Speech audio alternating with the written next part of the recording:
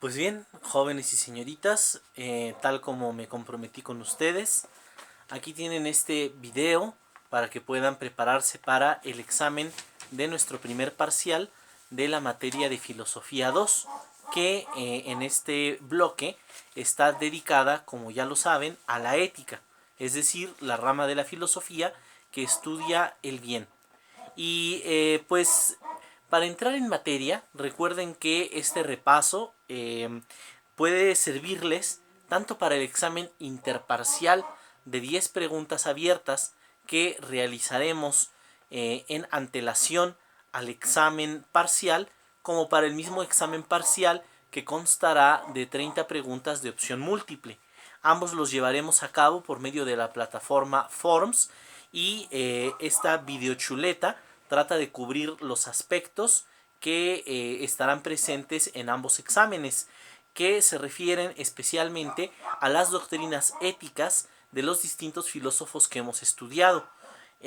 Y bien, comenzando por el primero de ellos, que no es otro que el sabio ateniense Sócrates, deben ustedes tener presente, por una parte, que Sócrates llamó a nuestra conciencia moral con el nombre griego de daimon, pues él pensaba que nuestra conciencia moral era algo así como un espíritu, como un mensajero que nos previene antes de obrar en una forma errónea, antes de obrar en una manera, digamos, contraria a nuestro verdadero y genuino interés. Por otra parte, Sócrates también tenía un concepto muy específico acerca de la maldad moral. Si bien no conocemos directamente el pensamiento de Sócrates, sino a través de otras fuentes, tenemos en claro que para él el único origen, la única causa de la maldad moral es la ignorancia del bien. Es decir, que nadie obra mal con la intención de actuar mal, sino únicamente porque desconoce lo que es mejor, lo que es correcto, o tiene un concepto equivocado del bien. Esto quiere decir que para Sócrates el único remedio para la maldad moral es, por supuesto, la educación.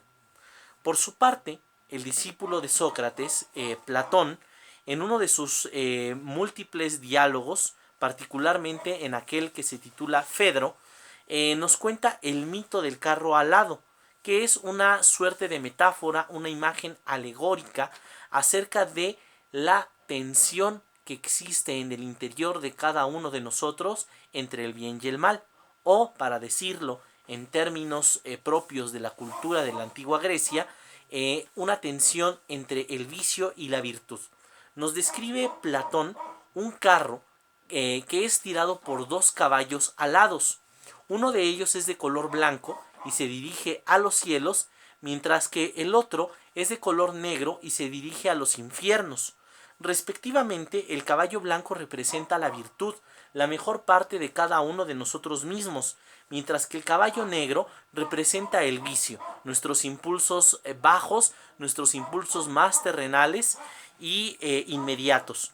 Así es que para evitar que el carro se desboque, para evitar que el carro se desbarranque y choque, el conductor o auriga tiene que representar el papel de la razón y contener los impulsos del caballo negro para permitir que el caballo blanco conduzca a los cielos el carruaje.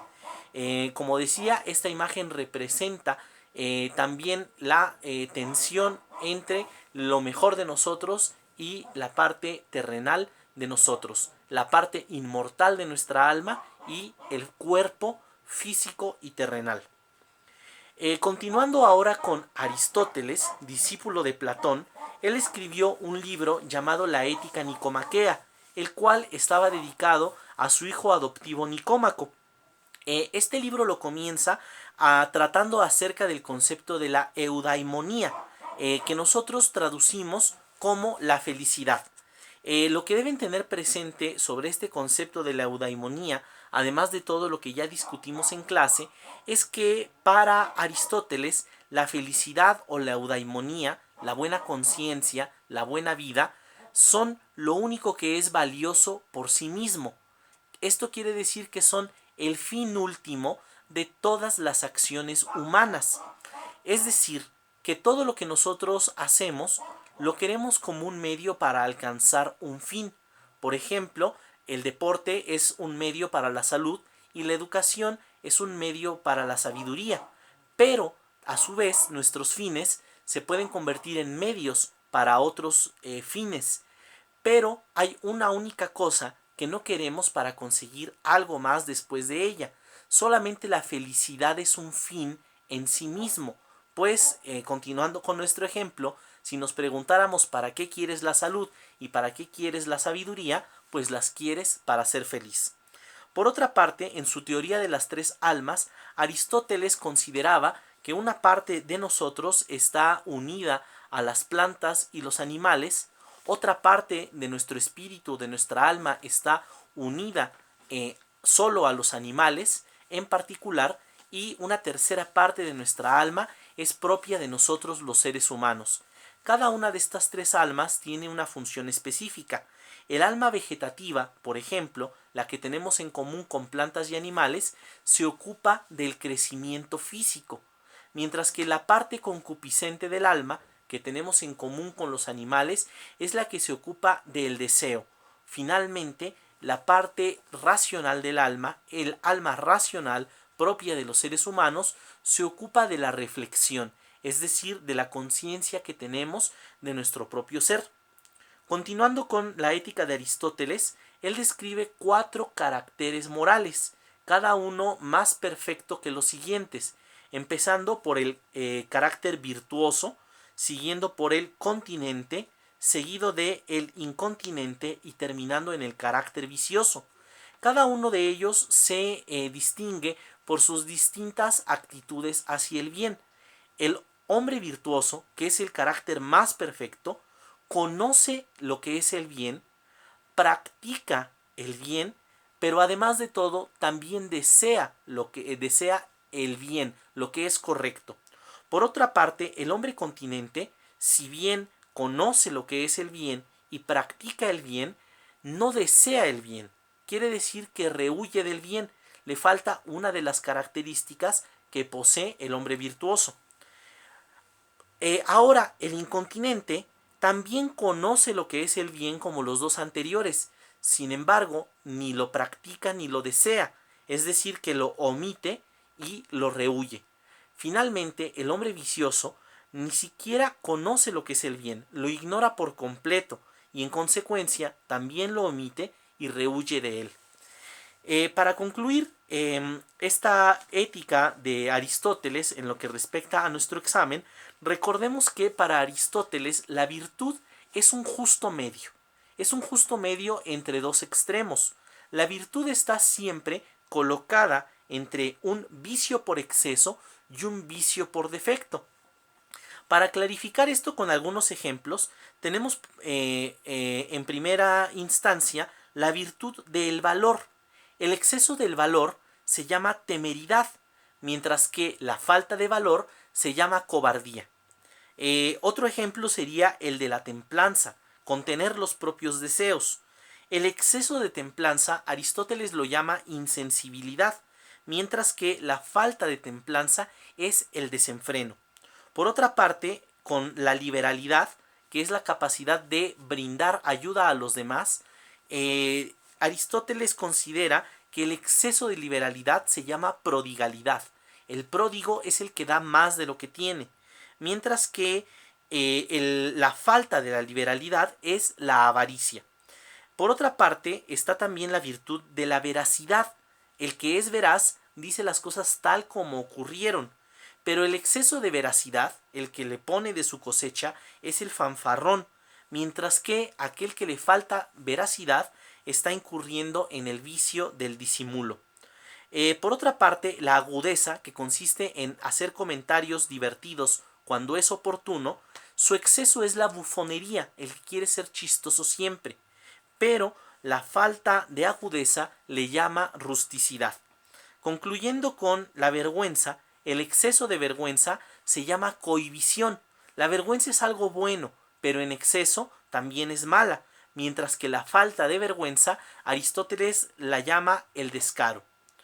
Después de Aristóteles siguieron una serie de escuelas que vivieron la época crítica tras el desmoronamiento del imperio de Alejandro Magno y buscaron cada una un ideal de la virtud que los hombres y mujeres de aquella época pudieran perseguir para poder sobrevivir a esta época caótica. Así tenemos primero la escuela del epicureísmo. Los epicúreos, recuerda, practicaban la virtud de la frugalidad, es decir, de la moderación. Consideraban que el placer era algo positivo para la vida, pero únicamente en cantidades moderadas, pues el exceso de placer fácilmente se convierte en dolor. Por otra parte, los estoicos practicaban la imperturbabilidad, es decir, la calma. Para ellos, la única manera de practicar la virtud y de estar libres de problemas es mantener la calma ante la buena fortuna tanto como ante la mala fortuna. El hombre estoico no permite que nada le arrebate su tranquilidad y su calma. Ahora, los cínicos, por otra parte, practicaban la autosuficiencia o franqueza. Es decir, que para ellos lo más importante para ser feliz es no depender de nadie en lo absoluto. Y así es como ellos le daban la espalda a las costumbres de la sociedad. Por otra parte, los hedonistas practicaban la virtud de la complacencia o la satisfacción. Para ellos no existe otro bien supremo más que el placer, y el único objetivo de la vida humana es perseguir el placer. Finalizando ahora con el escepticismo, los escépticos practicaban la suspensión del juicio o la duda, pues pensaban que la única manera de evitar los vaivenes de la fortuna o los disgustos es no pronunciarse sobre nada, no emitir opiniones. Pasando ahora a los filósofos modernos, recordemos que David Hume propuso un sentimentalismo moral. Para él, todas las decisiones morales, todos nuestros valores se basan en nuestros sentimientos, en la manera como nos afectan las cosas a nuestro alrededor. Y los sentimientos solamente son reflejos de nuestras experiencias pasadas. No, nuestros sentimientos, particularmente nuestros sentimientos de aprobación o rechazo, se basan en dos sensaciones básicas. El origen de todos los sentimientos son para Hume el placer y el dolor. Así, por ejemplo, del placer, cuando se dirige a cosas externas, se deriva el amor. Nosotros amamos lo que nos ha provocado placer, mientras que el dolor, dirigido a cosas externas a nosotros, se traduce en odio. Aprendemos a odiar lo que nos ha provocado dolor. Pero cuando se trata de las cualidades que nos son propias, las cualidades íntimas de cada uno, el amor por las cualidades propias se traduce en orgullo, mientras que el odio por nuestras propias cualidades, por aquello que nos avergüenza de nosotros mismos, Hume lo llama la humildad.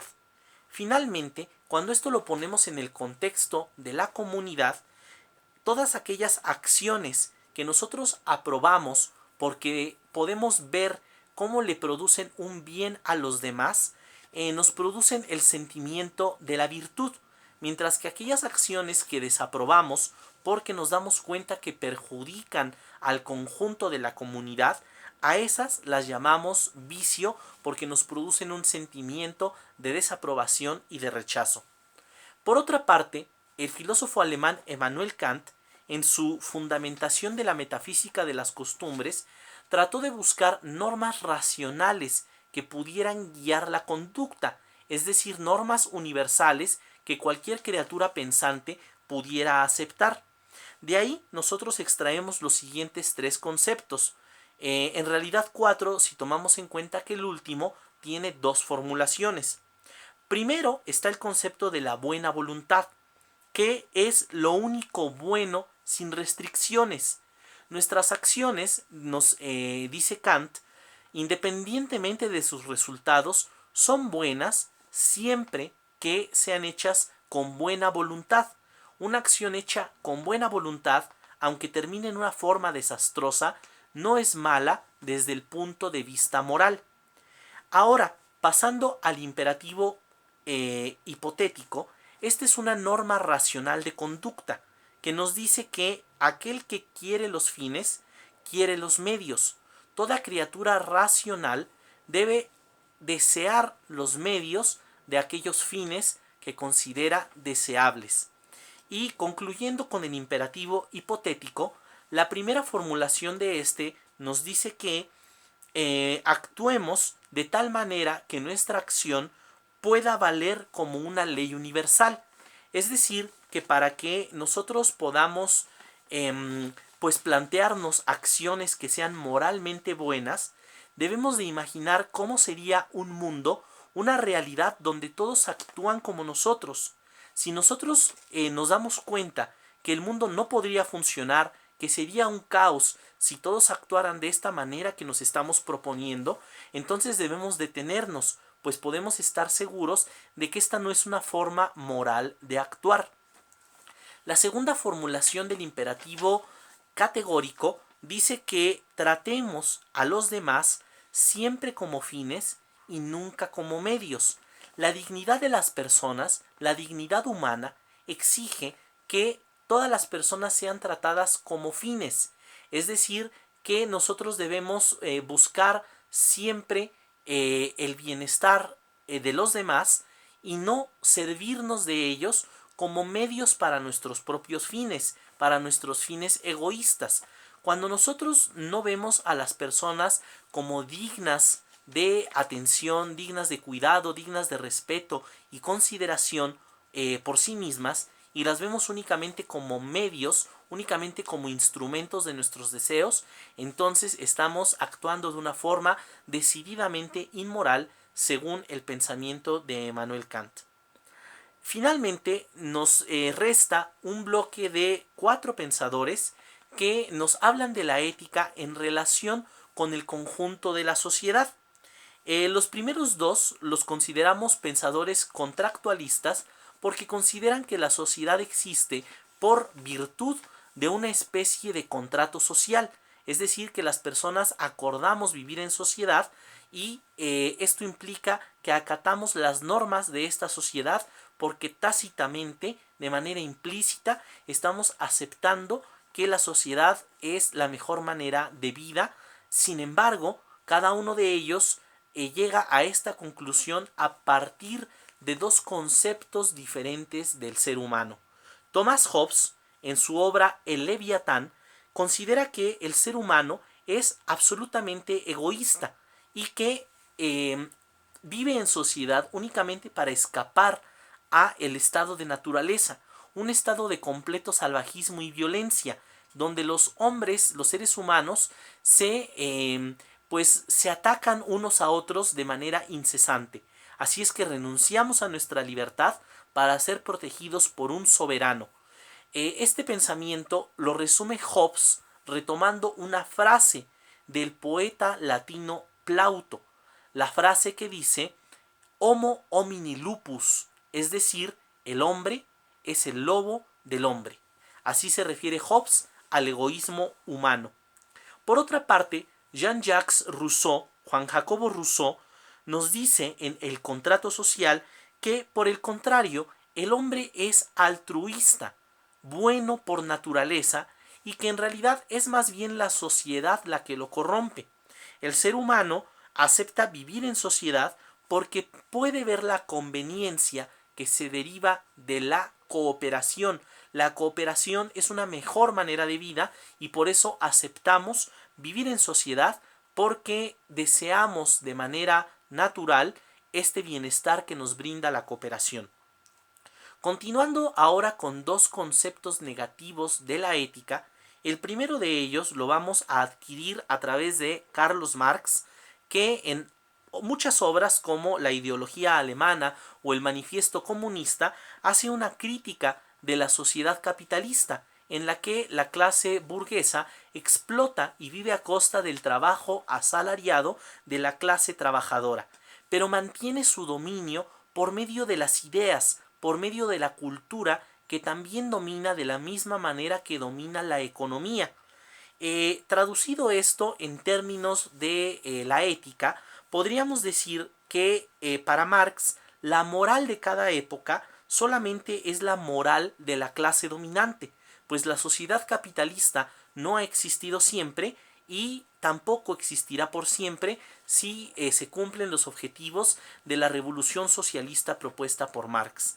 En todo caso, lo cierto es que la moral es una cuestión que se impone socialmente de acuerdo con los intereses de una clase dominante, desde el concepto del marxismo.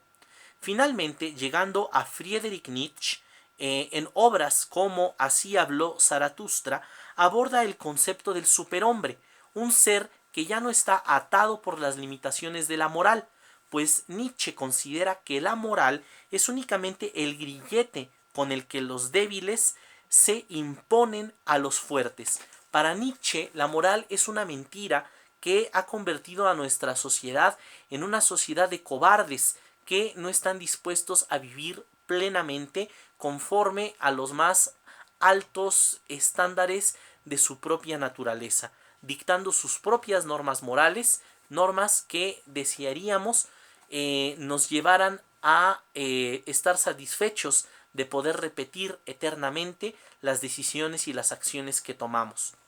En resumidas cuentas, estos son los pensadores que abordamos durante este parcial. Espero que esta videochuleta te sea útil para prepararte para el examen, que condense todos los temas que necesitas, y sin embargo te recomiendo que también revises nuestras actividades que realizamos para poder reforzar estos temas, para que los tengas ágilmente y bien preparados el día de nuestro examen. Sin más por el momento, pues deseo que tengas pues un lindo día, que le saques mucho provecho a tu tiempo de estudio, y continuaremos el siguiente parcial con la estética, la rama de la filosofía que habla del arte y la belleza. Hasta pronto y